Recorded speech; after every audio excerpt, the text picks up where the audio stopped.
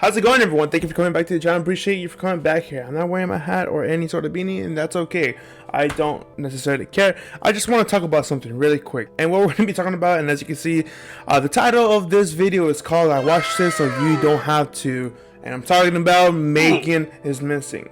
This video is probably going to be a long one. I'm not 100% sure about it, but listen. So this movie has recently resurfaced on TikTok and has been basically exploding. It has become one of TikTok's trending fucking topics at this current moment, so I decided to jump onto it. And when I found out about it, I was just like, okay, what's the hype? Because all these fucking dudes, fucking gals, fucking TikTokers are all posting their reactions to the movies, and I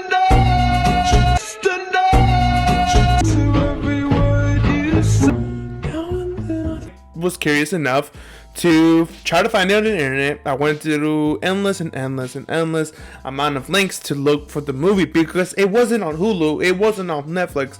Apparently it's on Prime, Amazon Prime Video, and apparently on YouTube as well. Like literally, the whole movie's on YouTube, but I didn't find it there. I found it on fucking 123moviesfree.net, which probably gave me a virus, which leads me to saying do not watch pirated movies because more than likely you'll get hunted down by the FBI or some fucking person who probably has your IP address, which is probably me who is being hunted now. Fuck. But I did it for this video. FBI, open up! I saw the movie and I must say that the reactions you see on fucking TikTok are what the movie made me feel, in a way. I did not cry, I did not yell like everybody's fucking over exaggerating to it, but that's just me. Maybe because I'm kind of cold hearted and really am numb to a lot of things, specifically movies too. If you're curious enough to go ahead and you know, waste some of your time watching a movie that might freaking trigger a repressed memory that's behind your you know, your little noggin, or something that you never wish to see or get reminded that exists, do not watch this movie, because those repressed memories will come back to you and they will trigger something in you, and which probably will lead you in the depths of fucking depression and probably lots of anxiety. Because when I saw this movie, made me feel fucking depressed and very fucking anxious about this fucking world. Shut up, phone. Regardless, when I saw this movie, I wasn't expecting a whole lot from it. But when I watched it from the beginning to the end, it was one crazy roller coaster of a movie. Let me give you at least some sort of context to what I saw and what I experienced. So there's two main characters, which is Amy and Megan. Amy is the loser in the movie that nobody likes, that nobody cares for, that gets treated badly, but she lives a happy life at her house with her family. Megan happens to be the person that is the opposite of that. Everybody loves her at school, everybody knows her at school for various reasons, but she has a troubled home. Her mom bitches at her all the time, is very aggressive and very toxic. As for her father, he's not really around for various reasons, that the fact that he sexually assaulted her for many years and now is behind bars. She's also a very bad influence to Amy. Now move along. They go to parties, they go do all these teenager stuff. What teenagers are not supposed to be doing. Keep in mind, these kids are 14 years old in the movie, and they do a lot of bad things. Megan does, to be exact. But Amy just basically sits on the sidelines to just watch everything go down. At a certain point, Megan and Amy find this dude named Skater Boy, and they talk to him via Skype or Uvu or fucking FaceTime. I don't know. Also, do keep in mind that Josh doesn't necessarily have a webcam, though he chooses not to because he's a fucking creep behind the camera. But he makes the excuse that his webcam is fucked up because his brother knocked it and his dog chewed it up. At some point in the conversation, they ended up talking about going to a party that was in the city. They ended up meeting at the party, but the thing is that Megan was at the party looking for Josh, but apparently he wasn't there. She reaches out to Josh again, talking in the webcam, still with no webcam at Josh's end. And next thing you know, she complains that he wasn't there. She was looking for him for 4 hours, and he makes the excuse that he was shy, and that he was actually there. He just saw her with a bunch of friends and basically didn't want to ruin it for her. Talk about manipulation, right? Anyways, Megan, as a dumbass, she fell for the excuse, but Josh insisted on making it up for her. He asked her to meet her at the nearest diner in the back of the alley, so on and so forth. You know how that goes, right? No, you don't, because you haven't seen the movie, because you're watching this video. Anyways, so she says sure. She packs up and she goes right out the door. Goes to the diner to meet up with Josh, or skater boy, skater dude. Next thing you know, she goes missing. It's all over the news.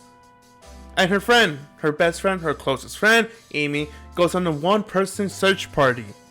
She makes her video diary about the situation underneath a underpass, and for some reason you can barely see it, but there's somebody just watching her. A few days later, she releases Josh's name out to the news, and next thing you know, Josh threatens Amy to keep her mouth shut, or else bad things will happen to her and her parents. And this is where the movie takes a huge turn for the worse. Movie is very fucked up at this point.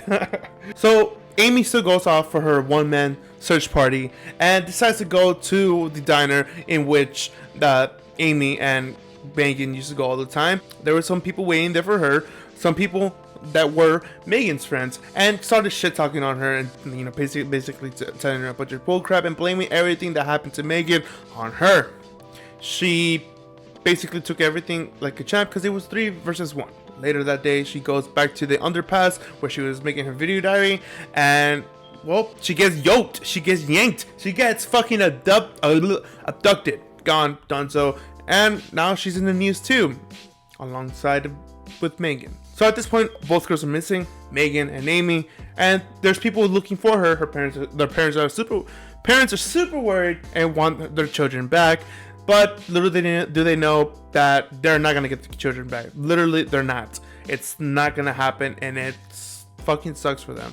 So the search party goes on for, I assume, a few days now, and they happen to find the camera that Amy did her video diaries on, and in that camera holds a 20-minute video of both Amy and Megan, mostly Amy, being tortured, I'm not gonna say the word because it might be triggering to a lot of you people. It's a very sad moment and a very disgusting and horrifying moment. You see it happen and you just want to look away and just stop watching the movie. Not what you think, where it's like she's getting cut up, she's getting sawed up by a chainsaw, or she's getting stabbed multiple times. No, it's far beyond that, because being killed, it's straightforward and it happens easily, and you could possibly die right then and there as it happened. But what she was going through and what the guy filmed was mentally fucking her up, and it was just so sad. You can see it in her face. I know it's a movie and it's just acting, but that girl was able to express the emotion of what a person goes through when they go through that, and it's so sad. So towards the end of the movie, it seems like that she's gonna be left free by Josh or Skater Dude, whatever, and it does really seem like she's about to get let go. But little do you know, she actually gets shoved in a barrel in which Megan's in, already dead, and looks disgusting and all fucked up. And basically, she gets thrown in the barrel, and goes to the next thing is just the barrel and Josh digging a hole. And the whole time while Josh was digging the hole, Amy was just doing whatever she could, saying whatever she could to convince Josh not to do what he was about to do. But little did she know, he didn't give a shit. And at the end, you just see a clip of Amy and Megan just talking about their future. And at one point, Amy asked Megan what she hopes in terms of a perfect guy. And basically she explains all the traits that Josh was. And it's fucked. Really fucked. Anyways, that's the movie, basically. Watch it if you want to, but I'll tell you right now, it's a pill that is very hard to swallow.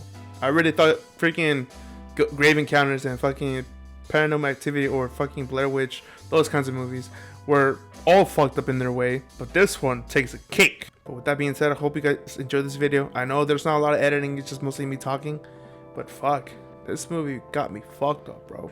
Anyways, I'll see you guys in the next one, okay? Beware of the movie, watch it if you want, feel free to leave a like or whatever. Movie babies.